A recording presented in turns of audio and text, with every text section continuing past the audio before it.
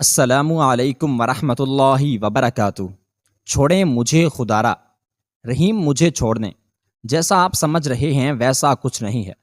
میں نے کوئی غلط کام نہیں کیا۔ کیا آپ کو یقیناً غلط فہمی ہوئی ہے؟ میں آپ کے لیے پہلے دن جیسی ہوں۔ یہ میرا خدا جانتا ہے کہ میں نے آپ کے علاوہ کبھی کسی دوسرے مرد کو نظر اٹھا کے نہیں دیکھا، تو میں بھلا اپنے دل میں کیسے کسی دوسرے کو جگہ دے سکتی ہوں؟ میرے دل میں صرف اور صرف آپ کے لیے جگہ ہے۔ آپ مجھ پر یقین کریں، آپ نے جو دیکھا ہے وہ حقیقت پر مبنی نہیں ہے۔ ایک بار آپ مجھ پر اعتبار کر لیں، خوددارا مجھے طلاق نہیں دیں۔ دیکھیں، میں بچوں کو لے کر کہاں جاؤں گی؟ مجھے یوں تنہا مت چھوڑیں۔ مہوش میری منتیں کر رہی تھی، لیکن مجھ پر تو جیسے اسے جان سے مار دینے کا بھوت سوار تھا۔ میں نے جب سے مہوش کو عرفان کے ساتھ باتیں کرتے دیکھا تھا، میرا دل چاہ رہا تھا کہ میں عرفان کو گولی مار دوں اور مہوش کو سب لوگوں کے سامنے ذلیل کروں۔ میرا غصہ کسی بھی طرح کم ہونے کو نہ آ رہا تھا۔ اگرچہ ہم دونوں میاں بیوی کی محبت کی شادی تھی، لیکن نہ جانے کیوں میں مہوش پر اعتبار نہ کر پاتا تھا۔ پہلے پہل تو ہم سب مل کر خوشی خوشی رہتے تھے، لیکن آہستہ آہستہ میری ماں اور بہنوں نے مہوش کے خلاف مجھے بھڑکانا شروع کر دیا۔ اس کی وجہ سے میں مہوش پر شک کرنے لگا تھا۔ اب اگر وہ کسی بھی مرد کے ساتھ کھڑی ہو کر بات کرتی یا کہیں بھی آتی جاتی تو میں اس پر نظر رکھا کرتا تھا۔ یہاں تک کہ اگر وہ کسی دکان پر خریداری کرنے کے لیے جاتی اور اس کے سیلز مین سے کوئی بات کرتی تو میں ان دونوں کو ہی مشکوک نظروں سے دیکھا کرتا تھا۔ پہلے پہل تو یہ تمام باتیں میں نے خود کے اندر ہی رکھیں، لیکن جب مجھ سے یہ سب برداشت نہ ہونے لگا تو میں مہوش کو اسی وقت اس جگہ تنہا چھوڑ کر چلا جاتا۔ مہوش میرے اس رویے پہ پہلے پہل تو بہت حیران ہوتی تھی اور مجھے سمجھانے کی کوشش کرتی تھی کہ جیسا میں سوچ رہا ہوں یا سمجھ رہا ہوں ویسا ہرگز نہیں ہے، اور میں اس کی باتوں پر یقین بھی کر لیتا تھا۔ لیکن یہ شک ایک واحد ایسی چیز ہے جو رشتوں میں غلاظت بھر دیتا ہے اور رشتے اپنی قدر اور خوبصورتی دونوں کھو دیتے ہیں۔ مہوش میرے ساتھ بالکل وفادار تھی، لیکن شاید میں اس کے قابل نہ تھا، اور یہی وجہ تھی کہ آہستہ آہستہ یہ شک اس قدر بڑھتا گیا کہ دیمک لگی لکڑی کی طرح ہمارے رشتے کو کھوکھلا کر گیا، اور میں اپنے قابو میں نہ رہنے لگا۔ اسی لیے اب میں مہوش پر ہاتھ اٹھانے لگا تھا۔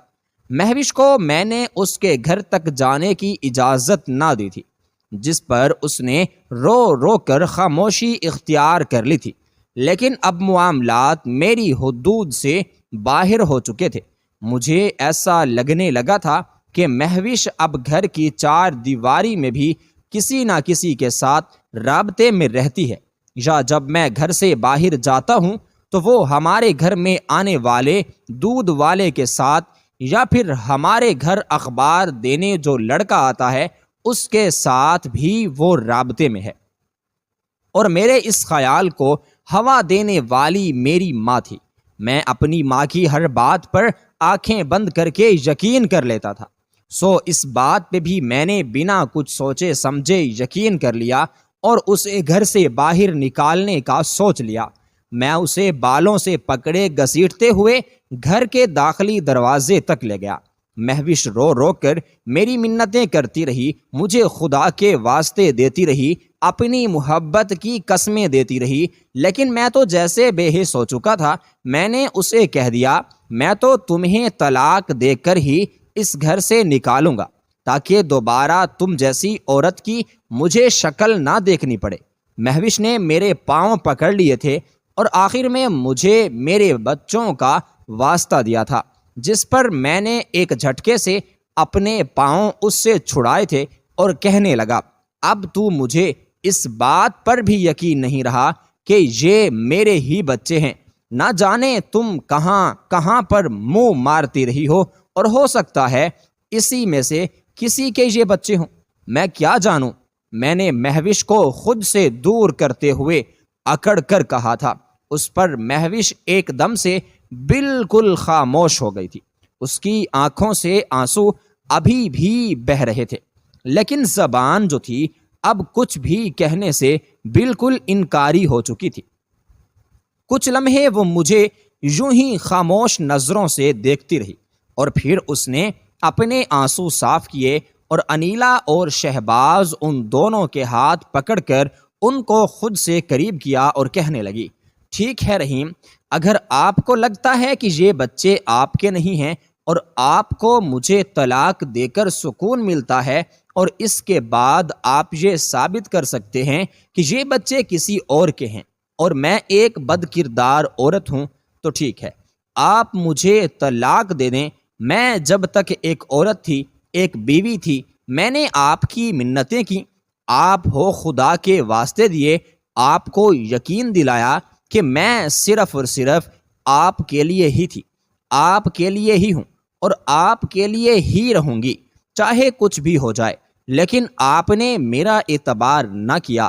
میں نے سوچا کہ میں آپ کو بار بار یقین دلاتی رہوں گی جب تک آپ کا دل نرم نہ ہو جائے، لیکن آج آپ نے حد کر دی۔ آپ میرے بچوں کے بارے میں اتنی گھٹیا بات کہیں گے، یہ میں کسی صورت بھی سوچ نہیں سکتی تھی۔ آپ اتنے گر جائیں گے۔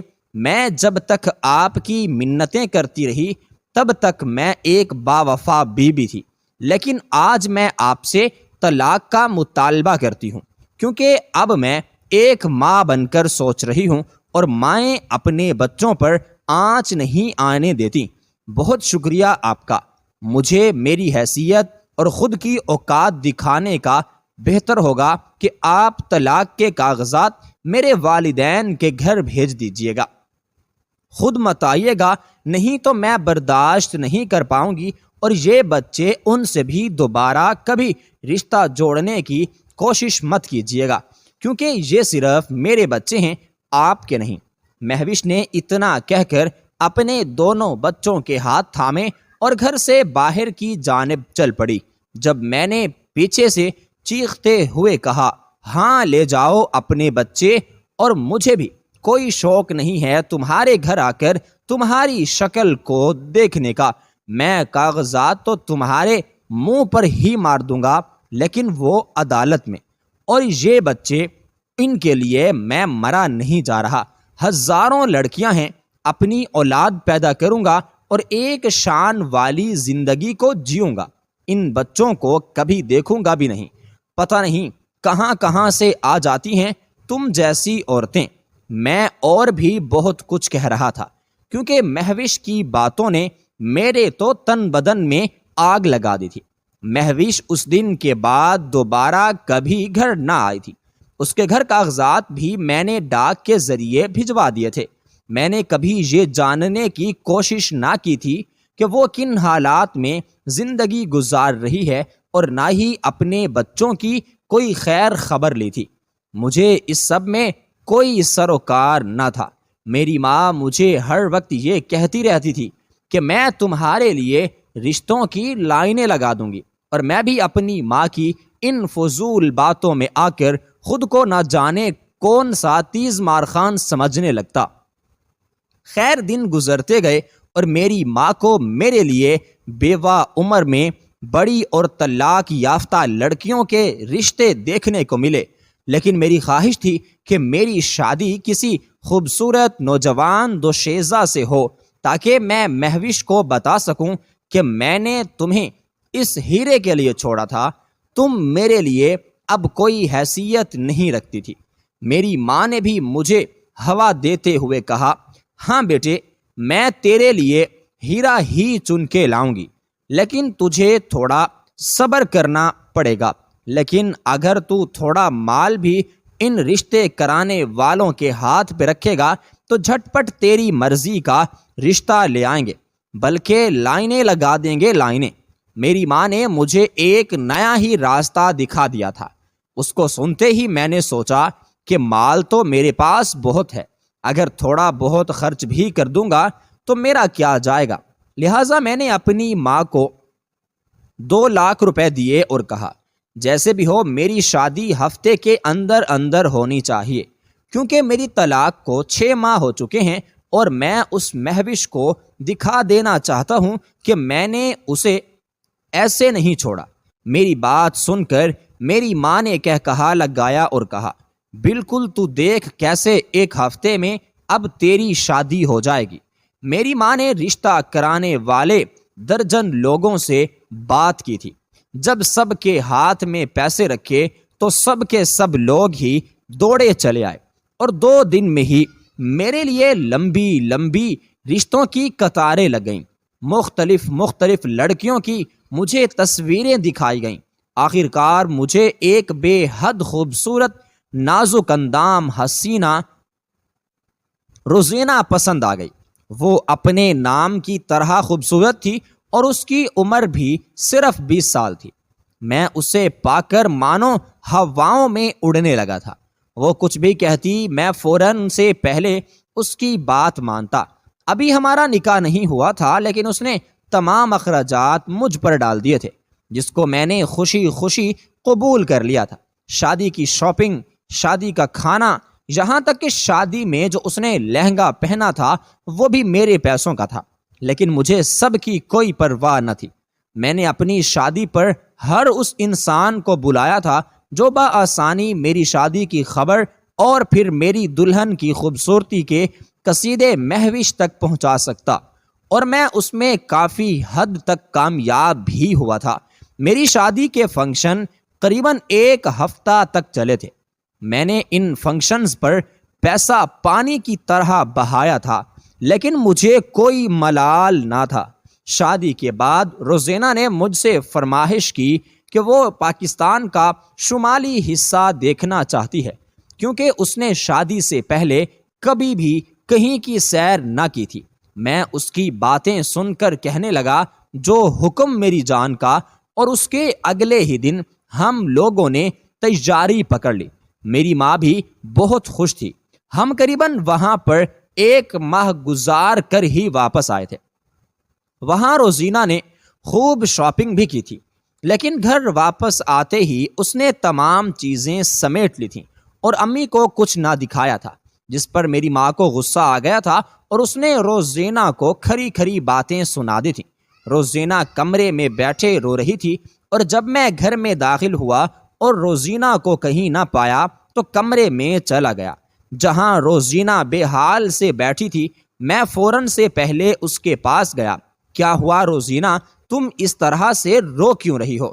میرے پوچھنے پر اس نے مزید رونا شروع کر دیا اور بتایا کہ امی جان نے مجھے بہت ڈانٹا ہے، اور جب میں نے وجہ پوچھی تو وہ وجہ ہی اس نے تبدیل کر دی تھی۔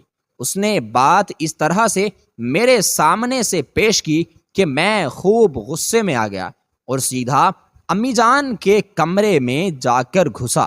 میں نے اپنی پوری زندگی میں امی جان سے کبھی بھی اس طرح سے بات چیت نہ کی تھی، لیکن اس دن تو میں اپنے آپے میں نہ رہا اور امی جان کو بھی خوب باتیں سنا ڈالی، جس پر امی نے مجھے اپنی صفائی دینے کی کوشش کی، لیکن میں تو چیخنے چلانے لگا تھا۔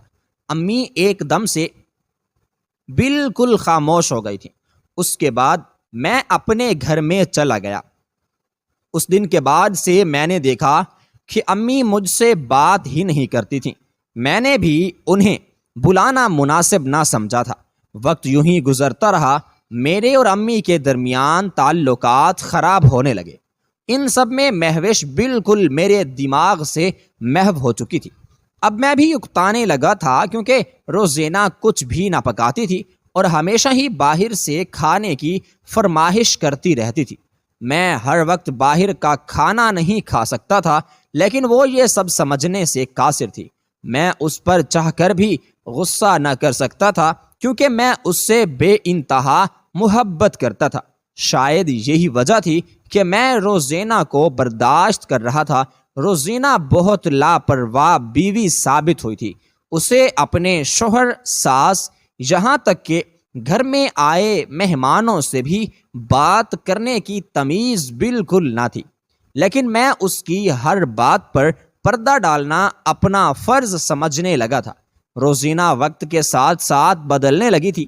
میں نے دیکھا تھا وہ اب پہلے کی طرح مجھے وقت نہ دیتی تھی، مجھ سے مسکرا کر ملتی نہ تھی، یہاں تک کہ وہ مجھے دیکھنا بھی گوارا نہ کرتی تھی۔ ہماری شادی کو سال ہو چکا تھا اور اس کا یہ رویہ مجھے ذہنی دباؤ کا شکار کرنے لگا تھا۔ مجھے سمجھ میں نہیں آتا تھا کہ آخر ایسی کیا بات ہے جو روزینہ اس قدر کھینچی کھینچی رہتی ہے، لیکن وہ پوچھنے پر بھی مجھے کچھ نہ بتاتی تھی۔ مجھے لگا ہے کہ شاید میں اس کا ٹھیک سے خیال نہیں رکھ پا رہا ہوں، تو لہٰذا اپنے مطابق ہی اس کی پسند کی ہر چیز کرنے لگا، لیکن اس کے باوجود بھی وہ مجھ سے راضی نہ رہی۔ روزینہ پہلے سے زیادہ خوبصورت دکھنے لگی تھی، وہ جوان تھی، اس کی کچھ اپنی ادائیں تھیں، جبکہ میں اس کے پاس اس کے ساتھ چلتا ہوا ایک ادھیر عمر آدمی لگتا تھا جو صرف اس کی ضرورت تھی، خوشی نہیں۔ میں چاہتا تھا کہ روزینہ مجھ میں خوشی محسوس کرے۔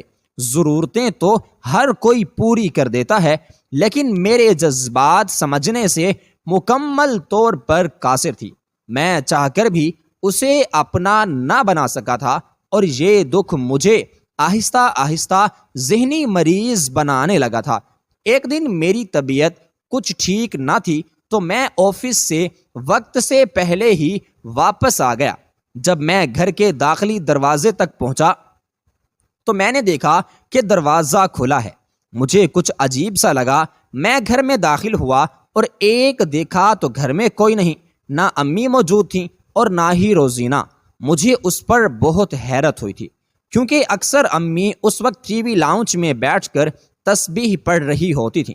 میں نے گھر کا دروازہ بند کیا اور امی کے کمرے کی جانب چل پڑا، کیونکہ مجھے شک تھا کہ کہیں امی گھر سے باہر نہ گئی ہوں۔ لیکن جب میں کمرے میں داخل ہوا تو دیکھا ابھی بستر پر پڑی بے سدھ سو رہی ہیں۔ میں ان کے قریب گیا اور ان کا ہاتھ تھام کر دبایا، لیکن وہ نہ اٹھیں۔ میں نے ایک بار پھر یہ عمل دہرایا، وہ اسی طرح بے سدھ سوتی رہیں۔ میں بہت پریشان ہو گیا تھا، کیونکہ میری امی کی نیند بہت کچی تھی۔ میں اکثر انہیں یوں ہی ہاتھ پکڑ کر اٹھاتا تھا اور وہ فوراً سے اٹھ جاتی تھیں، چاہے وہ بیمار ہوں، ٹھیک ہوں، یا وہ ساری رات نہ سوئی ہوں۔ اب مجھے سچ میں پریشانی ہونے لگی تھی۔ میں نے ان کی سانسیں چیک کی تو ان کی سانسیں چل رہی تھیں، لیکن وہ اٹھ نہ رہی تھیں۔ مجھ پر تو گھبراہٹ طاری ہو چکی تھی۔ میں جلدی جلدی اپنے کمرے کی جانب گیا، اور جیسے ہی میں نے دروازہ کھولا تو یہ دیکھ کر میری حیرت کی کوئی انتہا نہ رہی کہ روزینہ ایک لڑکے کے ساتھ میرے ہی بیڈ روم میں بیٹھے خوش گپیوں میں مصروف تھی۔ میں تو یہاں اتنی جلدی روزینہ کو امی کی غیر ہو جانے والی طبیعت کے بارے میں بتانے آیا تھا، لیکن یہاں تو کوئی اور ہی منظر میری تلاش میں تھا۔ مجھے یوں دروازے میں کھڑے دیکھ کر روزینہ نے اس لڑکے سے اتنا کہا، چلو اب میرے شوہر آ گئے ہیں، تم ایسا کرو جاؤ، میں تمہیں پھر کال کر کے بتا دوں گی۔ ٹھیک ہے، اس نے لڑکے کو مسکرا کر دیکھتے ہوئے کہا۔ اس پر وہ لڑکا بھی مسکرانے لگا اور اس نے ہاں میں سر ہلا کر کہنے لگا، جیسے آپ چاہیں روزینہ، جی خدا حافظ۔ یہ کہہ کر وہ لڑکا چلا گیا۔ میں ابھی تک حیرت میں مبتلا تھی۔ روزینہ اس کی جانے کے بعد مجھے نظر انداز کرنے لگی۔ اس نے چائے کے برتن اٹھائے اور کچن میں جا کر رکھ دیے۔ میں اس کے پیچھے پیچھے کچن میں گیا۔ روزینہ، یہ کیا تماشا ہے؟ امی میرے دماغ سے بالکل محو ہو چکی تھیں۔ روزینہ نے میری بات کا کوئی جواب نہ دیا۔ میں تم سے کچھ پوچھ رہا ہوں، یہ کون تھا اور کیا کر رہا تھا میرے گھر میں؟ باہر میں میرے بیڈ روم میں نے ذرا سختی سے پوچھا، جس پر اچانک روزینہ نے ہاتھ میں پکڑا پانی کا گلاس زمین پر دیر مارا۔ کون ہوتے ہو تم یہ مجھ سے پوچھنے والے؟ کیا حق ہے؟ تو تمہارا اپنے کام سے کام رکھا کرو۔ جتنا خود میں رہو گے اتنا ہم دونوں خوش رہیں گے۔ اگر تم نے میرے ساتھ یہ الٹی سیدھی بکواس کرنے کی کوشش کی نا تو مجھ سے برا کوئی نہ ہوگا، سمجھے تم؟ اور وہ کون تھا، کیا تھا، یہ بتانا میں نے ضروری نہیں سمجھتی تھی۔ آئندہ اس لہجے میں مجھ سے بات مت کرنا، یہ کہہ کر وہ میرے پاس سے گزر گئی اور میں ہکا بکا اسے دیکھتا ہی رہ گیا کہ اچانک مجھے اپنی امی یاد آئیں۔ میں ان کے پاس گیا۔ امی اب تھوڑا تھوڑا ہوش میں آ رہی تھیں۔ میں سمجھ گیا تھا کہ ہو نہ ہو یہ بھی کوئی روزینہ کی ہی کارستانی ہے۔ امی کو میں نے پانی پلایا اور ان کے قریب ہی جا کر بیٹھ گیا۔ امی اب آپ کیسا محسوس کر رہی ہیں؟ جس پر امی نے کہا، میرا سر ابھی بھی دکھ رہا ہے اور چکر بھی آ رہے ہیں۔ کیا روز آپ اس وقت سو جاتی ہیں؟ وہ کہنے لگا، ہاں بیٹا، عمر بڑھتی جا رہی ہے تو نیند تو آئے گی نا۔ بس جیسے روزینہ مجھے دوپہر کا کھانا دیتی ہے، میں کھاتے کھاتے ہی سو جاتی ہوں۔ کبھی کبھی تو ایسا ہوتا ہے کہ کھانا بھی مکمل نہیں کھا پاتی۔ امی نے مسکراتے ہوئے کہا۔ امی کی حالت دیکھ کر مجھے بہت دکھ ہوا۔ امی کی اس حالت کا ذمہ دار کہیں نہ کہیں میں بھی تھا۔ اب میں پچھتانے لگا تھا۔ مجھے اچانک ہی مہوش یاد آئی، جو امی کا بہت خیال رکھتی تھی، جس نے گھر کو امن کا گہوارہ بنا دیا تھا، لیکن میں اور میری ماں نے اس سکون کو خود سے جدا کر دیا تھا، کیونکہ ہمیں اس سکون میں ہی سکون نہیں مل رہا تھا۔ میں نے امی کو آرام کرنے کا کہا اور خود کمرے میں آ گیا۔ اس دن کے بعد سے میں نے روزینہ پر نظر رکھنا شروع کر دی۔ مجھے آہستہ آہستہ اس بارے میں بھی پتہ چلنے لگا کہ صرف ایک ہی نہیں، بہت سے لڑکے میرے گھر پر آتے ہیں اور روزینہ بھی ان لوگوں سے ملنے کے لیے باہر جاتی ہے۔ اب یہ سب کچھ میری حد سے بڑھتا جا رہا تھا۔ ایک دن میں نے روزینہ کے والدین کو اپنے گھر بلایا اور ان کے سامنے بیٹھا ان کی بیٹی سے پوچھا کہ وہ یہ سب کچھ کیا کر رہی ہے۔ میری ماں بھی اس سب سے بالکل انجان تھی۔ میرے اس انکشاف پر انہوں نے حیرت سے مجھے دیکھا، جبکہ روزینہ اچانک سے رونے لگی اور کہنے لگی، یہ مجھ پر جھوٹے الزام لگا رہا ہے تاکہ مجھے نکال دے اور میری جگہ ایک تیسری بیوی لے آئے۔ یہ مجھ سے اکتا چکا ہے۔ اس کے والدین مجھے سمجھانے کی بجائے اپنی بیٹی کی سائیڈ لینے لگے۔ میری ماں کچھ بھی بولنے سے قاصر تھی۔ میں نے اپنی بات بہت سمجھانے کی کوشش کی، لیکن وہ لوگ کچھ بھی سمجھنے کو تیار نہ تھے۔ آخر کار خوب لڑنے جھگڑنے کے بعد انہوں نے طلاق کا مطالبہ کیا۔ میں نے بہت کوشش کی کہ میں تمام معاملات کو سلجھا دوں گی، لیکن ایسا ممکن نہ ہو سکا اور آخر کار نہ چاہتے ہوئے بھی مجھے روزینہ کو طلاق دینی پڑی۔ وہ اپنے گھر جا چکی تھی اور میں بالکل خاموش ہو چکا تھا۔ بامشکل روزینہ میرے ساتھ 2 سال رہی تھی اور اس میں ہی اتنی برسوں کا بغض اس نے پا لیا تھا کہ میں اسے کچھ بھی کہنے سے بالکل قاصر تھا۔ میری ماں میری یہ حالت کو دیکھ کر بہت پریشان رہتی تھی، لیکن وہ اس تمام معاملات میں میرے لیے کچھ بھی نہیں کر سکتی تھی۔ ایک دن میری اماں جان کو ہارٹ اٹیک ہو گیا۔ میں انہیں ہسپتال لے کر بھاگا۔ مختلف ڈاکٹروں سے میں نے بات چیت کی، جس پر انہوں نے کہا کہ یہ سب کچھ ان کے بہت زیادہ ٹینشن لینے کی وجہ سے ہوا ہے۔ میری ماں کو کوئی دل کی بیماری نہ تھی، اس لیے میرے ہاتھ پاؤں پھول گئے تھے۔ جب انہیں ہوش آیا، میں ان کے پاس ہی بیٹھ گیا۔ امی مجھے اپنے قریب دیکھ کر رونے لگی تھیں۔ میں نے ان کا ہاتھ تھاما اور تسلی دیتے ہوئے کہا، امی آپ کیوں رو رہی ہیں؟ سب ٹھیک ہو جائے گا اور آپ بھی انشاءاللہ بہت جلد اپنے گھر پر واپس چلی جائیں گی۔ میری بات سن کر میری ماں نے نفی میں اپنا سر ہلایا اور دھیمی سی آواز میں کہنے لگی، بیٹے میں تمہیں کچھ بتانا چاہتی ہوں، لیکن تم مجھ سے وعدہ کرو کہ تم مجھے چھوڑ کر نہیں جاؤ گے اور مجھے معاف کر دو گے۔ میری ماں نے روتے ہوئے کہا تھا۔ میں نے ان کے آنسوؤں کو صاف کرتے ہوئے کہا، یہ آپ کیسی باتیں کر رہی ہیں؟ بھلا میں آپ کو چھوڑ کر کہاں جاؤں گا؟ آپ نے جو کہنا ہے بنا جھجک کہیے۔ میں آپ سے وعدہ کرتا ہوں کہ میں آپ کو چھوڑ کے کبھی اور کسی صورت بھی کہیں نہیں جاؤں گا۔ چلیے بتائیے کیا کہنا ہے آپ کو؟ میں نے مسکراتے ہوئے کہا تھا۔ امی جان نے ایک گہرا سانس لیا اور کہنے لگیں، رحیم، مہوش بد کردار نہ تھی، ہم نے اس کے ساتھ بڑا ظلم کیا ہے، بس تم اپنی پسند کی لڑکی سے شادی کر چکے تھے اور مجھے اس بارے میں کچھ بتایا نہ تھا، میں بس اسی بات کا مہوش سے بدلہ لے رہی تھی۔ وہ جب تک گھر میں تھی میرا بہت خیال رکھتی تھی، اس کے ہوتے مجھے کبھی کوئی بیماری لاحق نہ ہوئی تھی۔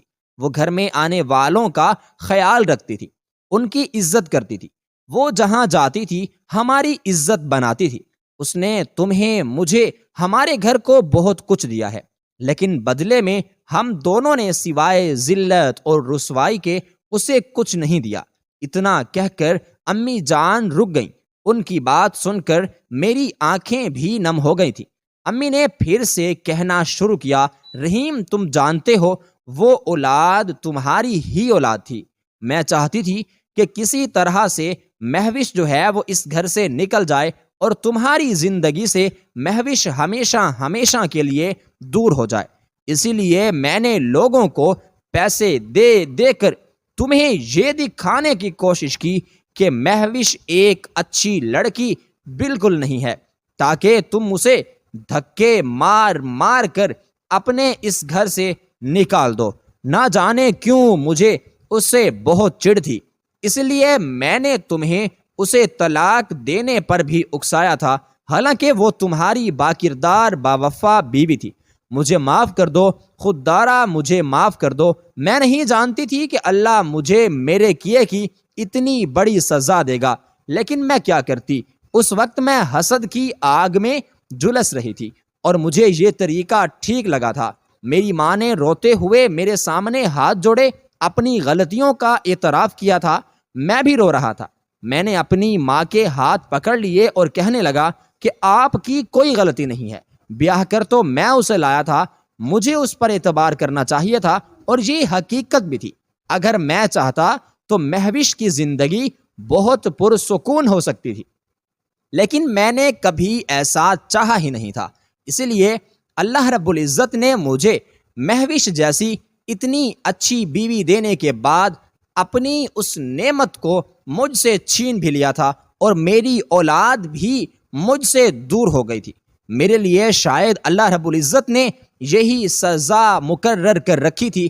اگر میں اللہ کے لیے اس امتحان میں پاس ہو جاتا تو آج مہوش اور بچے میرے پاس ہوتے، لیکن میری قسمت میں ہی یہ تھا کہ میں ہیرے کو پاؤں اور اس کی قدر نہ کروں، اور آخر میں اسے کھو دوں، اور یہی کچھ تو میں نے کیا تھا۔